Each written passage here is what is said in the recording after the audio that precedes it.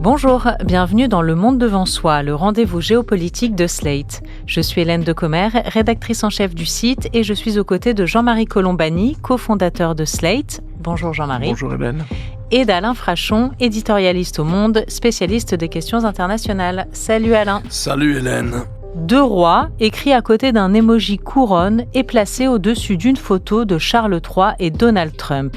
C'est ce qu'a publié la Maison-Blanche sur son compte X en marge de la visite d'État du souverain britannique aux États-Unis en début de semaine. Alors, on le sait, Donald Trump adore la monarchie et les symboles monarchiques. Dorures, statues géantes, projets d'arc de triomphe, effigies sur les bâtiments publics ou même sur les pièces de monnaie.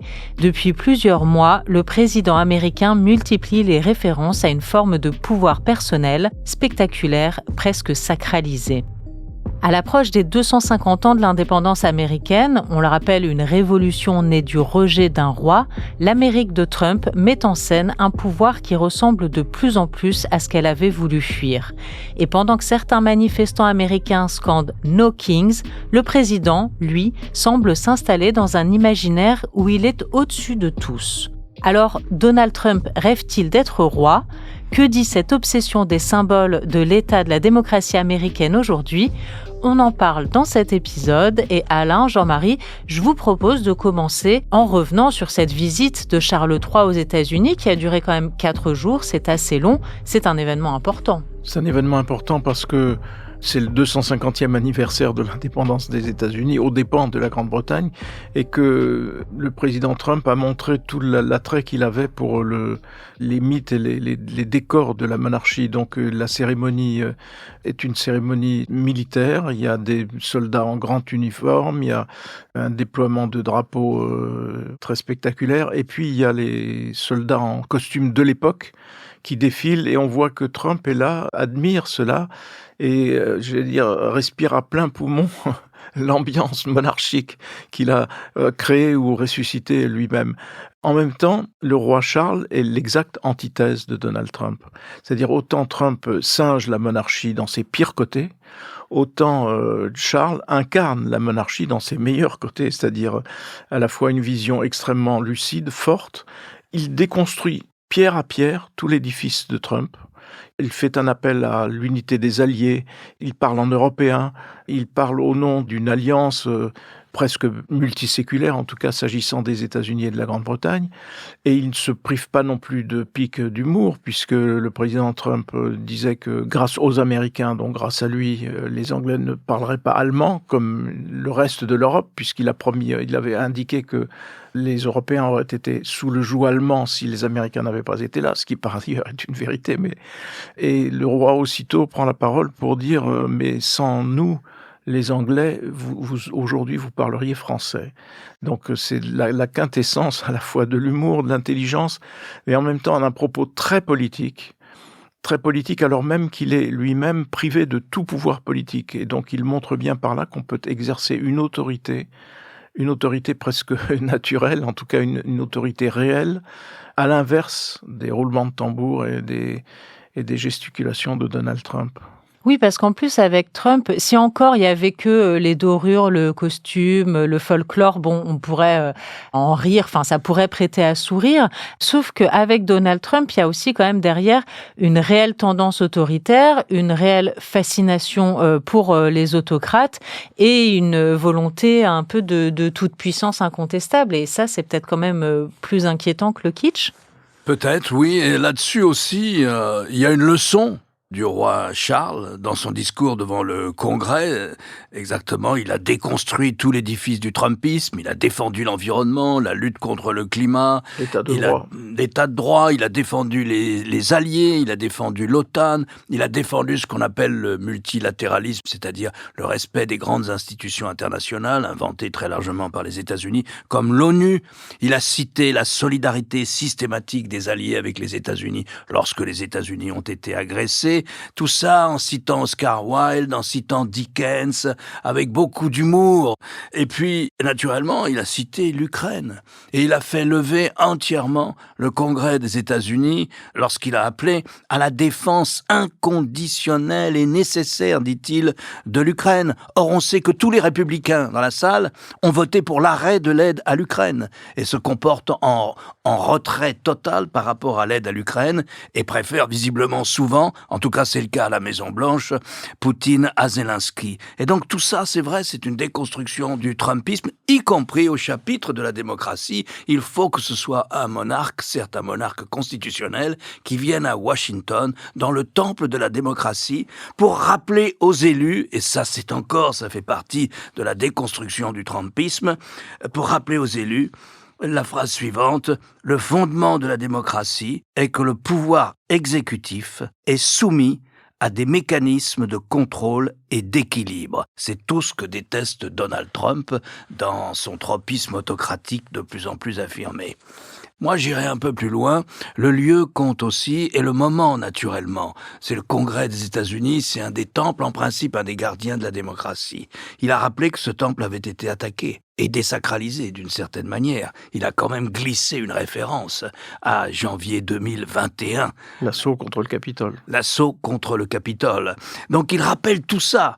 Et moi, je pense, comme dit Jean-Marie, que cet homme compte par justement l'héritage politique et moral qu'il défend. On l'entend, ce roi, de même qu'on entendait Élisabeth, mais plus encore lui. Je pense qu'on l'entend et qu'il compte, et que de ce point de vue-là, son discours devant le Congrès des États-Unis, les deux chambres réunies, la Chambre des représentants, le Sénat, eh bien, est un discours qui peut-être aura plus d'impact qu'on ne l'imagine à Washington. Et il faut rappeler que les textes de la Constitution, les deux phases de la Constitution américaine, sont absolument inspirés par une idée et une seule: il ne faut pas revoir la monarchie. Je veux dire, c'est un système qui est conçu pour éviter que les États-Unis nouveau-nés, puisque c'est à le moment de leur naissance que tout cela est établi, les États-Unis ne doivent à aucun moment se soumettre de nouveau à un monarque. Et donc, il y a cette idée-là, et par exemple l'élection du président américain, avec ces deux échelons, l'échelon du vote direct des citoyens, puis ensuite le tri par les délégués qui sont élus par les citoyens, et ce sont les délégués qui font le président, lesquels délégués sont censés être libres par ailleurs, alors qu'aujourd'hui ils ont les mains liées par leur appartenance politique, mais à l'origine ils devaient être libres, et donc ces deux échelons sont faits pour faire une sorte de tri, et pour éviter que les États-Unis nouveau-nés ne tombent entre les mains d'un tyran. Monarchie et tyrannie, pour l'époque, c'est assez semblable.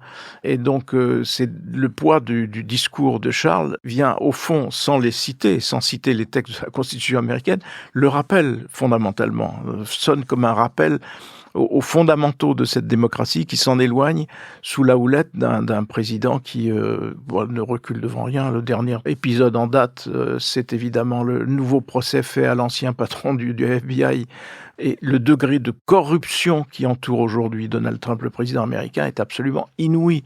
Donc, quand cela va-t-il finir, et où cela va-t-il mener les États-Unis? En tout cas, Charles est venu leur dire d'une voix suave et tranquillement: en gros, vous faites fausse route. Oui, parce que Alain, vous soulignez l'importance des contre-pouvoirs aux États-Unis qui font normalement cette balance, et c'est justement bon nombre de ces contre-pouvoirs qui sont attaqués par Trump, déjà un peu lors de son premier mandat, et là très très fortement pendant son second mandat. Là, il y a une vraie crainte démocratique à avoir. Trump considère qu'il est propriétaire de l'État fédéral puisqu'il a gagné les élections. Il est donc le propriétaire de la police, donc la police doit lui obéir. Il est le propriétaire de la justice, donc la justice doit lui obéir, et ainsi de suite. Et donc, en ce qui concerne le pouvoir fédéral, il considère que ce pouvoir lui appartient. Il a mené une chasse aux sorcières contre les hauts fonctionnaires, juges, magistrats, policiers, enquêteurs, tout ce que vous voulez, comme on n'en avait jamais vu aux États-Unis, qui allait bien au-delà de la tradition américaine, où toute une partie de la haute fonction publique s'en va lorsqu'un nouveau président arrive pour lui laisser la place de mettre des hauts fonctionnaires qui soient plutôt des sympathisants. On est allé bien au-delà de ça. Il a, ouvrez les guillemets, fermez les guillemets, mené une purge véritablement dans la haute fonction publique fédérale aux États-Unis, privilégiant systématiquement la loyauté à sa personne sur l'expertise. Là aussi, ça fait partie de sa tendance à l'autocratie, à ne pas tolérer les contre-pouvoirs institutionnels. Nous sommes au 2e mois d'une guerre dont il n'a jamais encore parlé au Congrès des États-Unis, là où parlait Charles. Nous sommes au 2e mois d'une guerre. Il doit maintenant, en principe, la Constitution lui impose de solliciter une manière de feu vert de la part du Congrès, mais il ne l'a toujours pas fait. Il ne l'a pas fait encore. Et donc, il a sans arrêt essayé d'étendre les pouvoirs du président, d'avoir une interprétation de la Constitution de type ultra-présidentialiste qui va à l'inverse de ce que souhaitaient les pères fondateurs, comme le rappelait Jean-Marie. Mais on peut aussi raconter, Hélène, pour reprendre le début de notre conversation, on peut raconter aussi l'obsession qu'il a, vous parliez d'un culte de la personnalité, mais j'ai listé là quelques-unes des mesures exotiques décidées par Trump. Rappelez-les-nous alors. Voilà, c'est entre l'exotisme et le narcissisme, tout ce que vous voulez. Mais voilà, donc il y a eu cette photo distribuée par le service de presse de la Maison-Blanche, avec une légende. Il est dans son bureau, dans le bureau ovale avec le roi Charles, et la légende, c'est 2 rois. Bon, c'est assez drôle, mais c'est une manière de lutter contre ses opposants démocrates qui, eux, le considèrent comme étant un monarque, alors que la Constitution ne l'autorise pas. La dernière des mesures, il va y avoir une série de passeports publiés, comme il y en a régulièrement, et il y en a une série qui va être publiée à l'occasion du 250e anniversaire de l'indépendance des États-Unis, de la création de l'Union américaine qui se libérait de la couronne d'Angleterre. Donc, alors, sur ces passeports, il y aura la photo de Donald Trump. C'est une première dans l'histoire des États-Unis. Donc vous ouvrez votre passeport, la Maison-Blanche nous l'a présenté, a présenté ça aux journalistes, et à gauche, vous avez la photo de Donald Trump. L'air un peu grognon, réfléchi, l'air d'un intellectuel, la tête un peu penchée sur l'avant, et à droite, votre nom, vos coordonnées et tout le reste. Donc ça, je dois dire que personne n'avait encore osé aux États-Unis faire publier la dernière série de passeports, celle qui va être les gens qui font leur passeport et qui vont le chercher à peu près dans cette année, qui est la date du 250e anniversaire, auront la photo de Donald Trump. Une pièce de monnaie en or va être émise avec l'effigie de Donald Trump. Sa signature va figurer au bas de billets de banque de $100. $100 pour lui, c'est une piécette, là, le minimum. Et enfin, son grand projet, c'est une arche, un arc de triomphe, qui, dit-il, va écraser l'arc de triomphe des Français. Il va être encore plus haut que celui des Français, pour le reste c'est le même, mais il est plus haut, 76 mètres.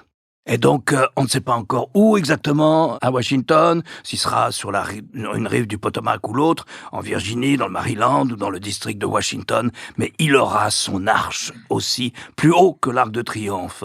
Enfin, je vous rappelle que si vous allez visiter les parcs nationaux aux États-Unis, les grands parcs, notamment du sud-ouest américain, traditionnellement sur votre billet, il y avait la photo de George Washington, je crois, le portrait de George Washington. Et maintenant, il y a aussi le portrait de Donald Trump. Enfin, je rappelle aussi que, à la mort de Kennedy, on a construit à Washington un grand centre, une salle de multispectacle, un très bel ensemble qui domine le Potomac, qui s'appelait le Kennedy Center, qui était aussi un mausolée. Ça n'a pas arrêté Trump.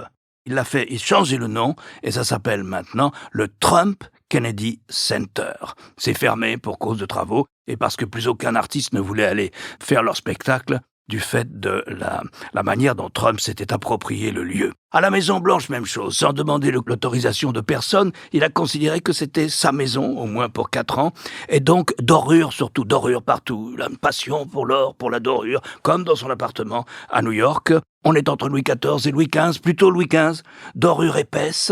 Et donc là, c'est les toilettes qu'il a fait refaire, avec des dorures, les salles de bain aussi, des dorures, même chose, le robinet en or, c'est son truc. Et voilà. Donc voilà quelques exemples. Bientôt, il y aura un aéroport qui portera son nom, à Palm Beach, bien sûr, pour que quand il va jouer au golf en Floride, dans sa propriété de Floride, Mar-a-Lago. Donc, aucun président américain n'a poussé le culte de la personnalité et l'adoration de soi-même à ce niveau-là. Il faut aussi ajouter la destruction d'une aile de la Maison-Blanche, quand même. Il fait raser par des pelleteuses un pan entier de la Maison-Blanche, en considérant que tout est absolument normal lorsqu'il décide ce genre de choses. Non, c'est proprement hallucinant quand même ce qui se passe. La Maison-Blanche, c'est pas très grand. C'est une très jolie construction, c'est petit, c'est très harmonieux, mais c'est vrai que c'est pas très grand, et il n'y a pas une immense salle de réception. Et lui, quand il a visité le château de Versailles, la Galerie des Glaces lui a tapé dans l'œil.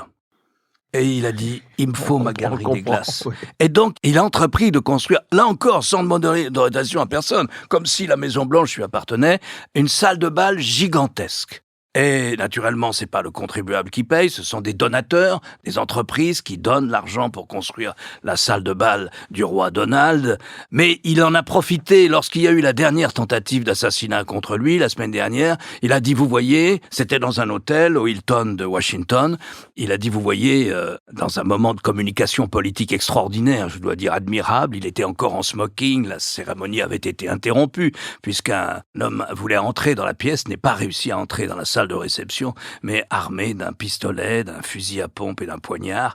Voilà, c'était la dernière tentative la semaine dernière. Et lui en a profité pour dire « ça ne serait pas arrivé si j'avais ma salle de bal, parce que là on aurait trié tout le monde, personne n'aurait pu s'approcher à ce point du président et de ses invités ». Et donc il en a profité pour défendre la construction de sa salle de bal. Oui, il est toujours prompt à tirer parti de quoi que ce soit. Il tire parti du moindre événement, favorable ou défavorable, il le tourne. C'est vraiment un maître de la communication contemporaine. Ça, je pense que tout le monde sera d'accord sur ce point. Il est inégalable, et malgré la baisse dans les sondages, parce qu'il est quand même malgré tout... Oui, parce qu'il est impopulaire, et je le disais en introduction, il y a des manifestations maintenant régulières dans plusieurs villes du pays avec pour mot d'ordre « No King », donc pas de roi. Est-ce que les Américains vont devoir faire une nouvelle révolution ? Ou est-ce que les élections, ça pourra suffire ? Il y a une inquiétude sur les élections, parce que, logiquement, il devrait les perdre. Est-ce qu'il les perdra de peu ? Est-ce qu'il les perdra On ne sait pas. D'autant que, en ce moment, il y a en cours de révision un certain nombre de découpages électoraux dans différents États, et que les découpages qui pourraient avoir été favorables aux démocrates sont en train d'être déconstruits, avec l'appui et l'aval de la Cour suprême des États-Unis d'ailleurs. Donc là, il peut y avoir aussi matière ensuite à dire tricherie ou autre s'il perd trop fortement le scrutin. Donc il y a cette première inquiétude, et ensuite la seconde inquiétude, c'est de savoir les conséquences politiques qu'il tirerait d'une lourde défaite. Est-ce qu'il mènerait bataille contre le nouveau Congrès? Est-ce qu'il accepterait au contraire la règle du jeu? Et ça, on pense plutôt que non, compte tenu de la façon dont il se comporte et de ses déclarations. Donc il pèse quand même sur le destin de la démocratie américaine, cette hypothèque-là, qui est devenue une hypothèque qui est quand même là aussi une totale anomalie dans la vie politique américaine, je veux dire. Et il abat toutes les frontières d'une certaine façon. Si vous voulez compléter le portrait du roi Donald, Hélène, vous pourrez ajouter quels sont les hommes politiques qu'il admire et auxquels il fait référence le plus fréquemment. Vladimir Poutine, il a une prédilection pour Vladimir Poutine. Il admire, dit-il, son style de leadership. Le style de leadership de Poutine, on sait ce que c'est. Il reconnaît la grande intelligence et il aimerait bien être plus proche de lui. Il admire Xi Jinping. Il a un faible pour le Turc Erdogan, et il avait un grand faible pour Viktor Orban. C'est-à-dire, on a à peu près tout le spectre de l'autocratie totale avec la Chine et la Russie, et puis des autocraties qui dépendent quand même d'un jeu électoral encore, comme en Hongrie ou en Turquie. En revanche, de qui dit-il du mal ? Des dirigeants européens. Des dirigeants démocratiquement élus et qui vivent dans des démocraties libérales, très largement, souvent, inspirées par la Révolution américaine. Et du pape qui est américain et qu'il affronte, j'allais dire, frontalement, puisque là aussi, il a attaqué directement le pape et il est entré dans une vraie querelle politique avec lui. Merci à tous les deux pour cet épisode tout en dorure et inquiétude démocratique. On se retrouve très bientôt dans un nouvel épisode du Monde devant soi. Merci Hélène. Le Monde devant soi est un podcast produit par Slate Podcast. Production éditoriale et présentation, Hélène Decomer. Prise de son, montage et réalisation, Aurélie Rodriguez.